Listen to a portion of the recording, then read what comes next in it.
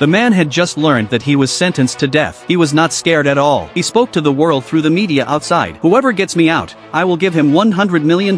These two sentences immediately made the SWAT team realize how serious the situation was. Since it was a live broadcast, terrorists from all over the world heard the news. They began acting without delay. On the day of the transfer, SWAT officers were on full alert. If the man was sent to federal prison, he would never get out. But suddenly, a sniper attacked. He hit the escort helicopter. As the helicopter started to spin out of control, the man smiled strangely. At first, the pilot said one engine was enough to fly. But the next second, the second engine was destroyed too. The pilot could only wait for death. Since the air transfer failed, the police changed to ground transport. As the convoy reached an intersection, a homeless man blocked the road. Just as officers went to move him, a semi-truck charged in and smashed the convoy. Terrorists in full gear jumped out of the truck. This was just the beginning of the power of money. They even used rocket launchers. In only 2 minutes, the street turned into a war zone. Police fought hard, but they were no match for these suicidal lunatics. Finally, the terrorists reached the prison van, but inside was only a dummy. The real man was being quietly moved through a secret tunnel. During the transfer, he asked a SWAT officer, "Do you make more than $3,000 a month?" He smiled and raised the reward to $200 million.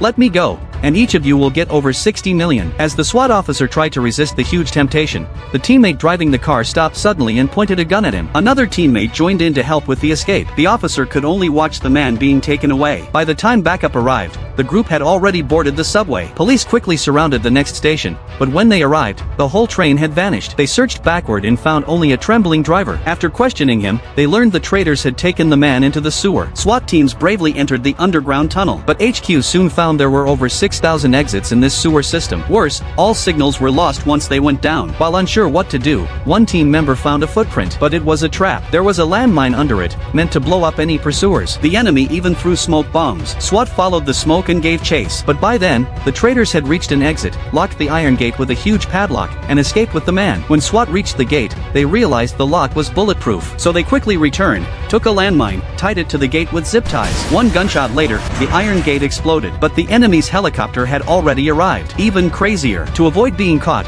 the pilot chose to land on a highway only 10 meters wide. If they hit anything, the plane would crash, and the man would be caught again. But at the last second, the pilot landed safely. The man boarded the plane and escaped with the traitors.